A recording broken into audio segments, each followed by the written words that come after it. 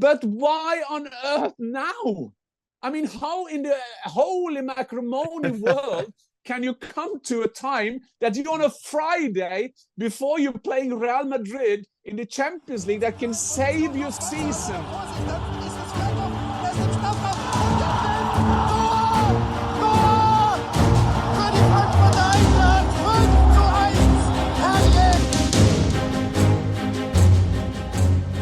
Hi and welcome to the German Fussball Podcast. I'm your host Marcus Fjørtoft, and as always joined by co-host Jan Fjørtoft. A busy week in German football, Dad. We got Champions League games coming up for 2 Bundesliga games. We still rejoice in that fact. But then there's also a little bit of drama. FC Hollywood never fails to disappoint either. But before we go into that, always a little quick brief from your weekend. You are very central within the football world in terms of where you are, and you got to experience some pretty good games, I'd say, as well. Especially when you're a Gunners fan like you are, Mark. And that's what I was alluding to. That was a great weekend. Yes, I just arrived back home. We're recording this late Monday afternoon. I went first to West Ham Liverpool, which was a special occasion because I think that what happened between Salah and Klopp is it's a signal of how it is like when a manager is leaving. So this waiting time till he leaves, kind of break down the rules a bit. You allow yourself to do different things. Everybody saw this quarrel between Salah and Klopp. We don't know what was talked about. Klopp after the game wouldn't say anything. He said it was sorted in the dressing room. Then Salah came into the mix zone saying, if I say something, it's going to be a fire. I tried to read that in him trying to be a bit funny, a humor kind of way. I don't want to over analysis on it. I think that is a sort of thing that could happen in football. 2-2. I talked to David Moyes after the game. I managed to get him to talk about his future, talking about what West Ham fans should be afraid of, careful what they wait for, and then he just went into it. And then the big game, of course, Tottenham against Arsenal. Extraordinary game. Ball possession, Tottenham first half, more chances, and it's 3-0 for Arsenal. Just show the efficiency, just show the quality of Arsenal, of course. 2 set-piece goals. And after the game, I spoke to both managers.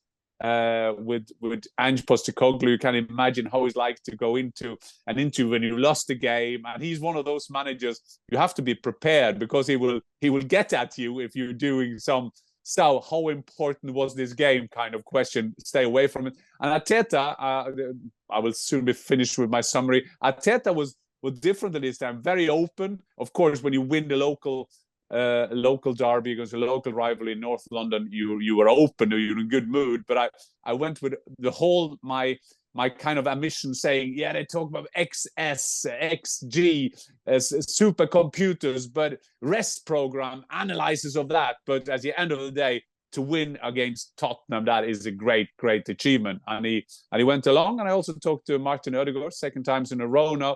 People think that we will get him because he's Norwegian. That's not the case. We will get him when there is good timing for it. It was a good weekend, Marcus. But of course, from Friday on, after Uli Hoeneß went to Abteilung Attacke, they call it in Germany. That is department attack.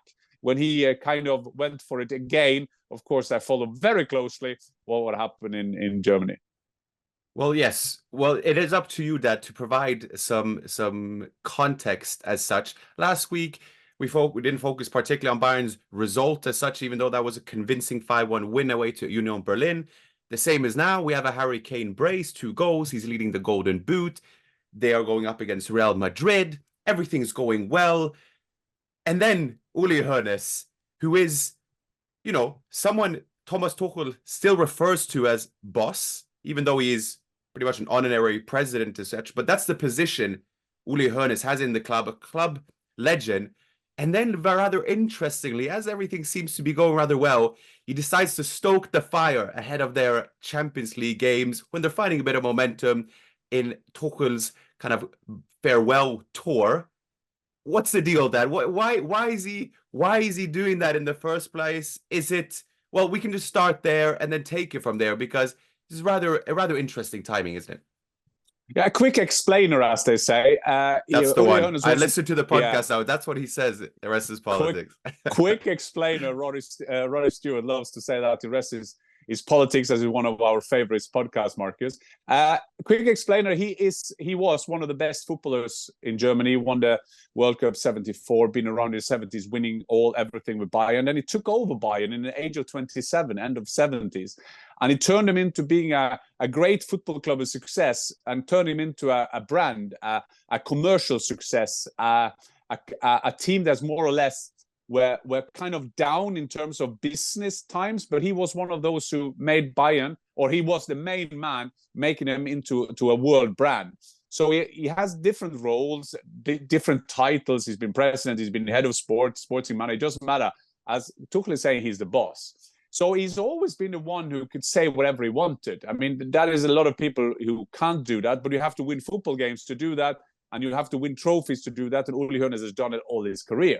And a guy like myself who loves the football part of things, but I also love the management around that, you will always be inspired somehow by Uli Hoeneß, how he is managed in a kind of, I say that in quote, dictator's way of running a football club, which should be run by members. But he's been running this club, and he's had people around in them later, Karl-Heinz Rummenigge and different people who has kind of co-managed the club. It was even there was a commercial or there was a big thing about some financial irregularity. So he had to go to prison. He came out. People thought he was weakened, but he still come out. And he has different role, but he still is the boss, and he's still there. I asked the Bayern insider, I'm not talking about Christian Falk, these are Bayern insiders, how often he's there. He's more or less there every day, whatever role he's got. So, as you were saying, Marcus, things has calmed down. Tuchel, they made a deal with him. You stay to the end of the season. We don't need an interim coach. We just have you to the end of the season. And Bayer Leverkusen get away with it. They win everything, as we will speak about later. And then you're in the semi-final of the Champions League. So this is a chance for you to go to Wembley again, where they won against Dortmund 2013. Thomas Tuchel has done that for Chelsea. He came in the middle of the season winning the Champions League, and so on and so on. So Uli Hoeneß doesn't like to talk to all journalists, but he just picks himself, quite literally himself, the stages where he's sitting. So now he's sitting with Frankfurt Allgemeine Zeitung. It's a paper, a quite serious paper. They have in-depth analysis of politics, foreign politics, and so on.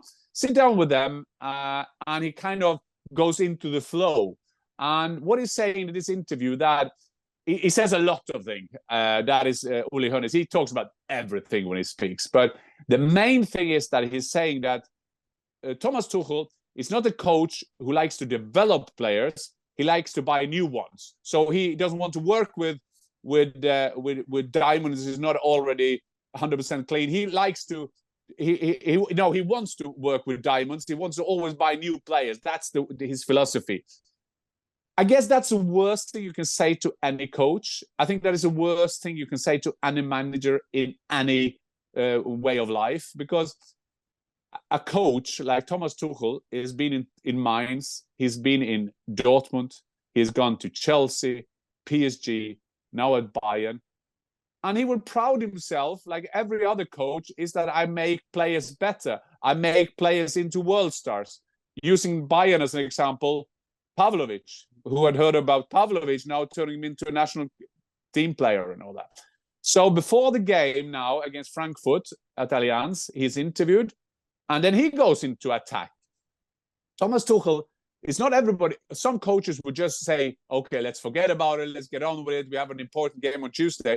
But because it's Thomas Tuchel, he has ire, he has balls to do that. That is point one. And point two, of course, Marcus, who cares? 2 months, he's gone anyway. So he should go there. So he said that this goes on the honor of my profession, of my job, of my role, which is understandable, because to develop players, to improve players, I guess that's the basic thing for every coach.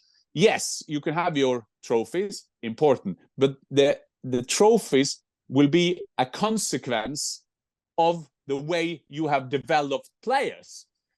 And Marcus, I will just say at the end, before you can ask me the questions or we can discuss this, is that, yes, this is the opinion of Uli Hoeneß, freedom of speech. Okay, say you do that. I'm the advocate now for Uli Hoeneß. He has the right to say it. Yes. Does he have that opinion? Is this his assessment of Tuchel? Yes. Okay. Yeah, still do it. And he says today, do you want to apologize? And he said, no. I'm standing by my opinion. Fair enough. But why on earth now? I mean, how in the holy macrimony world can you come to a time that you on a Friday before you're playing Real Madrid in the Champions League that can save your season, basically save your season after being, quote, humiliated by Leverkusen all this season? You find, yes, this is the right point. I attack Tuchel. Why? He's going anywhere. He's going to lead your team on Tuesday against Real Madrid. So why do you do it now? So I think the worst thing here, Marcus, is not that he has an opinion. Okay, we can discuss that. That he means what he's meaning. I don't think he's right anyway, because I think Tuchel is a good developer of football players. But the timing, I mean, the timing is not even Conference League, Marcus. The timing is a friendly in a village long away from Munich before the season. Yeah, no, of course. I mean, a couple of factors. I guess the recency bias of the whole Pavlovic holding six debacle or conversation probably is in part what has steered Uli Hoeneß to say what he has said, because Tuchel would insist that he wanted to bring in a number 6. Palhinha for Fulham was all but certain to come, and then he didn't, fell through at the last minute, and then somewhat forcibly Tuchel put Pavlovic in the team. But of course, it attacks his profession over the course of a career, and we can name several examples. We could have Schürrle, we could have Weigl, we could have players Chelsea, PSG, what have you. And to be fair to Tuchel, he did address it the following day, today at a press conference. What do you have to say? And he points to his head. It's only Real Madrid in his head, and it seems to have moved on. But of course, that will hurt Tuchel, because I think he's been... Yeah, but it didn't move, Marcus. But yes, by Tuchel, he said, I don't want to talk about that anymore. Yeah. But Joshua Kimmich, the first question to him was something like, has Tuchel developed you? Yeah, which is a tough question to get asked, considering the dynamics that have been, because we don't have to go too far back to remember that Tuchel and Bayern weren't a good match. It's not until recent that they've really flourished through especially the Champions League performances. I felt for Kimmich because it's a tough question. Of course, like you say, when we talk about the best managers, one of their big characteristics is the fact that they can develop players even when they are beyond those development ages. I guess where I want to ask you, because you are, we talk communication strategy, we talk power dynamics, especially at Bayern, where it's so prevalent. You also have the new guard as well, because it's not only the players and the coach that has to address it. Max Eberl has to address it, right? He has, as Bayern manager, he has to relate to this, and he has Hoeneß up here and then Tuchel there. And when he's asked, he navigate that pretty well and said, well, Tuchel has had a good record for it as well. When Bayern are in this rebuilding phase and you still have kind of the godfathers up the very top, how is it for them to manage that? Because it's, they are so significant to the club and where it is at. But at the same time, you have someone like Uli Hoeneß there, totally unhinged, and you're trying to build something. How do you analyze sort of that, where Max Eberl is, I guess, and that sort of part of the hierarchy? Well, but first of all, if you join Bayern, if you're Max Eberl, who lives not far from Uli Hoeneß, was a player there when he was the manager. If you're Christoph Freund coming there, they know about Uli Hoeneß. So this is not new. The new thing is that it's so unbelievable bad timing on it. But are you at the mercy of him? Because they come in. Of course you are. Of course you are. You can talk about membership club. You can talk about 50+1. You can talk about the General Assembly. Bayern is like this. Gladiator. Mm-hmm. I mean, Uli Hoeneß will do that practically. Do I think he's as involved as he used to be? No, he's not. But Max Eberl and Christoph Freund, they will be. They have to find. This is balance of art of balance. Call it whatever you want. So they need to find it. But they knew what they were signing up for. So this will last as long as Uli Hoeneß is alive. And I say it quite blunt. This is what he will be, like 92, coming there with the Adidas chair, walking into the stand. And he will still have the saying. And I'm not, Marcus, I'm not the one. You know that I like Uli Hoeneß. You know that I rate him. I love the way he built up Bayern. So it's nothing to do with him having an opinion. But I think that this time is like you kids, my kids will tell me this is like a dad joke. It's like I would tell my dad, not now, Dad. Please. Well, it's a bit reminiscent of like your unhinged.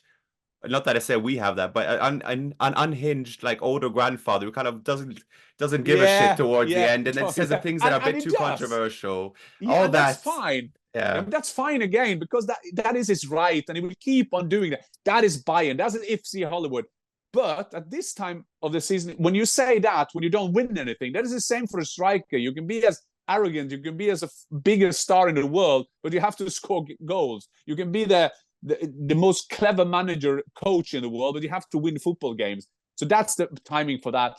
I will just say, Marcus, I mean, we'll see now how they will probably knock out Real Madrid, and Uli Hoeneß will then be honored by everybody that he did the right thing. You know how football is like. You know how they spin this all that time. In the same conversation, he said, Marcus, to make a bridge now to Ralf Rangnick, he talked about his wife, and his wife told him, and it was quite interesting because I see now that my role model is not Uli Hoeneß, is his wife. Because his wife said about Alonso exactly the same as I've said all along, and I've based my analysis where he's going. Because his wife said, if this man has character, he will turn Bayern down. And it's funny because that is exactly what we spoke about, because that's Alonso that we have learned to know, not as friendship or that we are insiders or anything, but a small meeting points that we've had, the small meeting points we've seen him from outside. You've been at Leverkusen, Marcus. You've spoken to the people there. I've been interviewing Alonso. So I'm not saying that we knew, but it's quite interesting to see that we and Frau Hoeneß has the same opinion. So then will be, if Ralf Rangnick says no to Bayern, does he have a great character as well? But I think that's different because he is 65. He's the national coach of Austria. So, and I think that's for every German, sometimes it will be a dream to coach Bayern. He has been talking to them many times. It's never made out. So I think that is going to be harder for him, for Ralf Rangnick to reject Bayern. Yes, he did say that he was choice number 3, I believe, which comes to no surprise, but even still another sort of indicator, I guess, as to Uli Hoeneß's nature. We will see. They said that they will announce it rather soon. I think the initial aim was at the end of April, wasn't it? Yeah, but I think that, yes, it is. But I think that they couldn't plan to be in the semi-final of the Champions League. I mean, there are two options here. You know, the head of sport at Austrian, quite coincidentally, is my former teammate at Rapid Vienna, Peter Schöttl. So I guess there's negotiations going around at the moment. But Ralf Rangnick is the guy. He is the guy who could turn down Bayern because he got a single mind. I think that is his strength, and that is a bit his weakness in terms of when you come to Bayern. Ralf Rangnick, I won't take a quick explainer on him because I've done that before, but he is a club builder. But you have a lot of builders at Bayern. So I think that could hold him a bit back. So I think that we are recording this Monday afternoon, Marcus. You will quickly get this out because I think that there could be an announcement Wednesday or Thursday. We'll see what will happen. But I guess sooner rather than later, it's important to come up with the coach, because for every day that goes by, he is a reserve alternative. Okay, say Alonso was alternative number 1. Say Nagelsmann was number 2. Zidane, yeah, he didn't speak English or whatever. And now with Ralf Rangnick, they shouldn't wait too long. But I just get a feeling, Marcus, when Ralf Rangnick comes, you know, I rate him. You know, I think he's had a fantastic career. He's worked a lot with different internal people in the Bayern hierarchy through the Red Bull connections. There are 3-4 of them, most namely Max Eberl and Christoph Freund, of course. And I spoke to a guy who was very close, Marcus, about this. Of course, he hoped that this would happen because he was involved. Maybe we'll get him on and he can ask about the process, because I wanted to write that maybe he will reject Bayern. He said, just wait for that, and I will. But I publish it now. So, but get it out, Marcus, because I think that they need to publish this quite.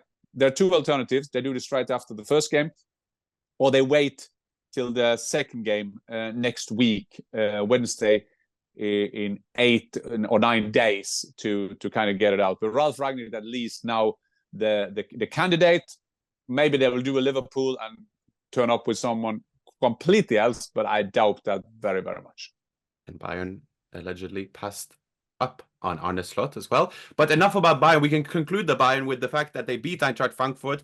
Eintracht Frankfurt lost. A great goal by Ekitike, but since the teams behind them, the likes of Freiburg, the likes of Augsburg, the likes of Hoffenheim, lost. Still a 5-point gap.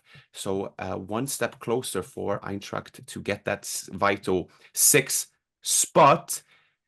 Typical, Marcus. The only club in Germany, the Eintracht is called the Launische Diva, is that we never know where they're jumping. So they're losing and still winning the same weekend. That is the only team, because they lose against Bayern and played a quite good game, by the way. And then Freiburg, Hoffenheim, and Augsburg all losing. And now Sunday, Marcus, I'll say it here, they play Leverkusen at home. Leverkusen is playing this week against Roma. Maybe they lose that game. I don't know. We don't know. But I do know one thing, that when they go there without a loss, Eintracht Frankfurt will beat Leverkusen. I'm 100% sure. That's just football history. Eintracht will do that. That is my Eintracht. It might even be like a 4-0 or something. It might just be like they just... No, a statement. I was either a statement, Marcus, or I was called up from Bild Zeitung Frankfurt, and they asked me to comment on that Eintracht Frankfurt. You know how many corners they've had without scoring? 245. So I will say this will be a 1-0 win on a corner. That is so Eintracht. Well, we'll wait and see. I mean, on Leverkusen, we just have to take note of Leverkusen's achievement. I just want to put it into context here. I do have the notes in front of me because there are several records here to be beaten. But of course, if we break it down, when they beat Mainz on match day 23, they made it 33 games unbeaten, and that surpassed Hansi Flick's Bayern, which we know is a very good Bayern Munich. They won, obviously, 6 titles in one season. That beat them of the 2020 and 2021 season for the longest run without defeat by a German side in all competitions. Then they reached the 40-game mark when they beat Fortuna Düsseldorf, and then they equaled the longest unbeaten start to a league campaign against Union Berlin on match day 28. They then surpassed the record of all time when they didn't lose in match day 29. And when they beat Bremen, that also took them level with Juventus for the longest undefeated streak by a team in one of Europe's top 5 leagues at 43 matches. And so it goes. When they went to West Ham, they had 44. Then they were almost about to lose to Dortmund, a 97th minute equalizer through Stanisic. And then, unbelievably so, 2-0 down to Stuttgart. Your boy Andrich, with the 96th minute equalizer, 5 minutes were added. I mean, obviously, if they go through this entire season unbeaten, it will be one of the greatest achievements, I'd say, ever in terms of from a team, in terms of statement. And that would pretty much secure them a treble as well. I wanted to do like almost a Don Hutchinson's like percentages here, but what would you say the likelihood is of Leverkusen going unbeaten throughout the rest of the season? It's a pretty tough spell of games for them coming up. Yeah, but I lose against Frankfurt anyway on Sunday. Of course, you said that. Yeah, of course. So that is gone. But it's amazing, Marcus. I watched that game. It's not like they... I mean, there are some games they're playing Karabakh, and all due respect to them, you can score against Karabakh. Still, you have to have the attitude. You have to still the energy. You have to have the belief that you can do it against any team, being Cup, European Cup, the Bundesliga. But at this game as well, they played Stuttgart, maybe one of the biggest surprise. A great team, great coach. And it was, I mean, for people who didn't see it, I mean, the scenes after the game, I watched, I was on and off because I was going from the game. So I came home and I saw it was 2-0 down. And then I and then I saw 2-1, and I thought, well, here we go again, because they scored the 2-1 around the 60th minute. And the last minutes, they were just going forward. And it was not like they created a big chance, but it was just like a pressure. And the goalkeeper came up on dead balls. And it was all those kind of things. And as you were saying, Marcus, there was five minutes added, and they scored in 96 minutes. Because there was a free kick left for Leverkusen, the ball in, forward and back, and then Andrich, of course. You said Stanisic against Dortmund. Now it was Andrich. I mean, the most unlikely scorers. You have Boniface, you have Schick, you have Florian Wirtz, you have Xhaka. You name all the potential. You can have Ta, you can have anyone. And then they end up doing it. Just show you, Marcus, yes, it's a bit coincident, a bit, because you need luck to have this kind of spell. Not kind of spell of winning football games or getting a draw, but to always do this in the last minutes. But it just shows you how football is like, because you've been there, Marcus. I've been there in my football career. In your head is, here we go again. And that could be negative, because if you lose, for you, a centre half, you lose a duel quite early, they score a goal, and you think, wow, here we go again. And as we talked a lot about, Marcus, during your career, always never forget that by going down after the duel, you start in the minus a next duel. So and that is the same for a team, because then when they get 2-1 Leverkusen, they know we're really going to do it again, aren't we? And you should have seen the scenes at Bayern Arena, Marcus. It was like they won the World Cup. It was like the Bundesliga. They all went ballistic. It was 2-2. And the Stuttgart players were all lying around because they wanted to be, of course, the team that took away the series. No, they just leave it for Leverkusen, now for Eintracht Frankfurt on Sunday to beat them. But still, it was unbelievable. And even Alonso, I mean, there was a situation I noted just around the 93rd minute, and there was something happening and he's emotionally there, but he's not the coach that will get a yellow card or a red card. He's not that kind of coach. And he had his hands down in his pocket that people do when they don't want to show that you're stressed. You just want to do something like this, so but he still managed. And then a free kick in, and Andre did 2-2. And they kept on doing that. 97th minute again. It's just amazing season for them. And as you were saying, they will now overcome Rome in the semi-final, Daniel De Rossi's team, and then they are playing the Pokal finale. That's the last game of the season. Imagine that, going into that game, you won every game, and the only thing you have to do is to beat Kaiserslautern. I mean, that is well, you can't have any problem there, you might think, but it's a funny season, and football is funny in those terms, and that's why I'm so convinced that Frankfurt will beat them. But amazing what Alonso and that Leverkusen take. Just says everything about their attitude, Marcus. Yeah, it's incredible. You run out of superlatives, and the day will come. But wow, how fantastic it would be if they ran through the entire season. Talk about leaving a legacy. Let's finish up in terms of RB Leipzig and Dortmund. Stuttgart, if they had won there, it would have guaranteed them Champions League. Now it looks increasingly likely that it will be top 5 teams that will go to Champions League from Germany. However, we have RB Leipzig, 62 points, only 2 points behind Stuttgart. Really picked up pace, but they thrashed Dortmund. That a proper, almost I don't say meltdown, but a statement win by RB Leipzig. And again, we sort of another game in which we can't really make sense of this Dortmund team. Well, Dortmund, first of all, as you were saying, it seems that the 5th position in the Bundesliga, basically on ranking, they'll beat England, because England no teams except Aston Villa, because they all you pick up your points. But Leverkusen is in the Europa League as well, so they will pick up points for them. So you may say that Dortmund, in a very difficult group in Champions League, and now knocking out Atletico Madrid, they have deserved that Champions League place for next season, because they have earned it themselves. It seems like and in the Champions League they play with their soul, a different soul. There's nothing to lose, and in the Bundesliga they need some, well, throughout, very clear analysis why they are doing so bad. There was a much more intensity and energy out of the Leipzig team, and Leipzig has been, because they haven't been involved so much in Europe.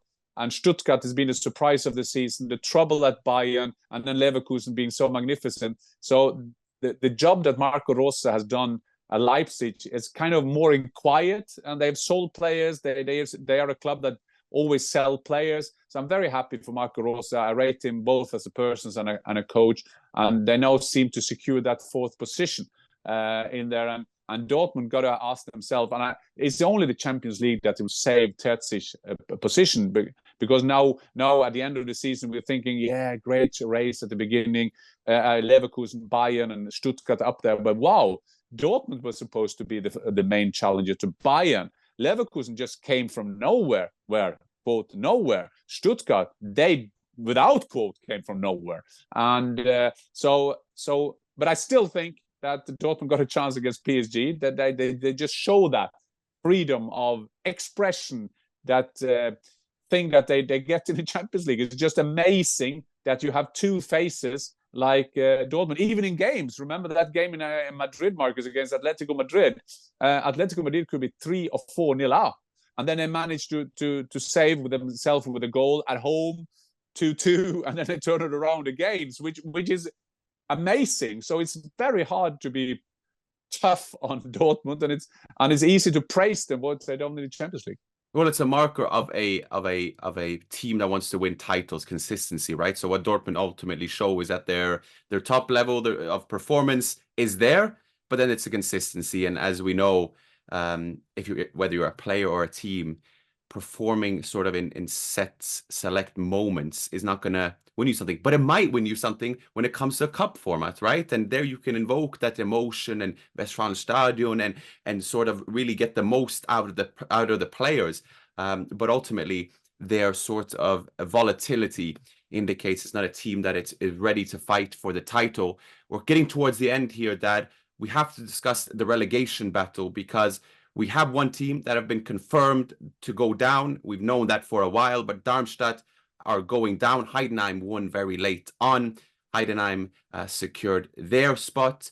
But then you have a fight there for especially the relegation playoff.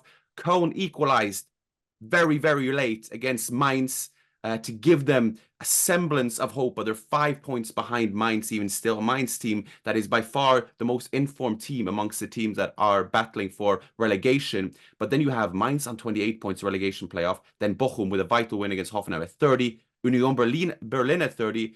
Gladbach at 32. And Wolfsburg, by winning away to Freiburg, secured their spot, you would say, under Hasenhüttl. But I would be curious to see who you think would suspect being in the relegation playoffs there, because I would say if Mainz in the relegation playoff, I'd be pretty confident of getting out. But then you have the likes of a Gladbach and Union who drew 0-0, did themselves no favors. I'm a bit worried for these type of teams if they were to go into a relegation playoff. I don't know what you think, Dad. Yeah, I think you can count them into teams that are used to be in a battle. Bochum will be in there. I would have said before this round that they will go down, or at least they will be on that playoff position. And mind you were also saying that when you have a cup format, you never know what's happening. So over 2 games, a quick explainer again: the third in the Zweite Liga will play against the third last in the Bundesliga, home and away, finished. It's like a big playoff. The thing is now it's quite interesting. Yes, Mainz in form. But that goal is so vital. I mean, that means everything. They had 2 more points. They will at least be safe for the playoff position. But I believe in Mainz, as we do, because as you were saying, they're in form. Then Union Berlin, scandalous start of the season, but you thought they had saved themselves, and now they drag them back in again, like Corleone would have said. When they thought they were out of it, they drag me back in again.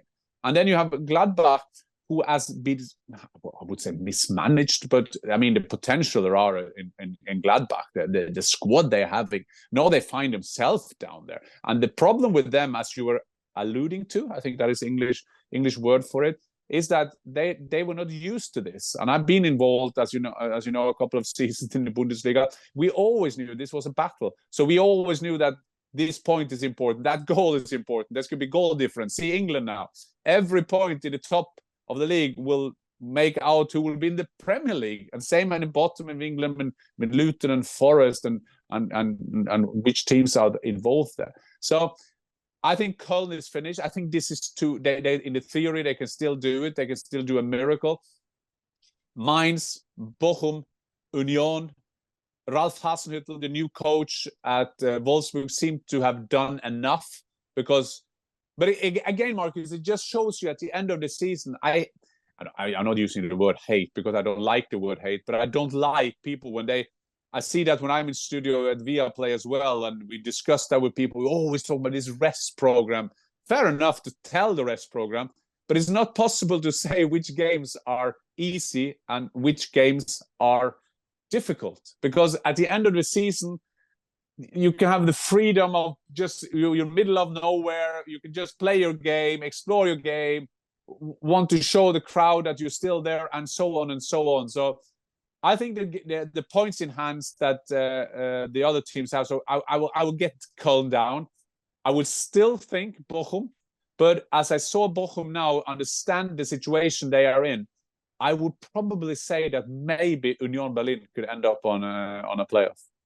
And wow, how the mighty would have fallen, so to speak, after starting the season in Champions League spots. Dad, we are towards the end here. Mainz or Bochum or Gladbach or Union, they might not play Hamburg either, because they won't even get the much mythicized third spot. Still could. 4 points behind the Fortuna Düsseldorf with 3 games to go. We will see an FC Kaiserslautern, who are going to play a cup final at the end of May. They are also fighting relegation in the Zweite Bundesliga. So a lot to unpick, but for now, Dad, thank you so much. Yeah. And we have Champions League games coming up. We got Europa League games coming up, all with German teams involved. And so I'm sure we'll be analyzing that as well. Plenty to pick. And the drama in FC Hollywood continues. And we will be following it closely. Yes, because next time we talk, Marcus, in 1 week time, we probably know who's the new Bayern coach. We probably know that Leverkusen have finally lost the football game as they're playing Eintracht Frankfurt the day before. And we know, of course, the destiny, at least the half of the destiny of Bayern Dortmund. I just remind people that last time Champions League final at Wembley Stadium, there was Dortmund against Bayern. I mean, wow, imagine that. But yes, it's going to be a fantastic week for everybody who loves football. And also, if you love German football, this is going to be a very eventful week. So till then, auf Wiedersehen. And I was saying, Andy, Marcus, thank you a lot to our viewers and our listeners about you subscribing.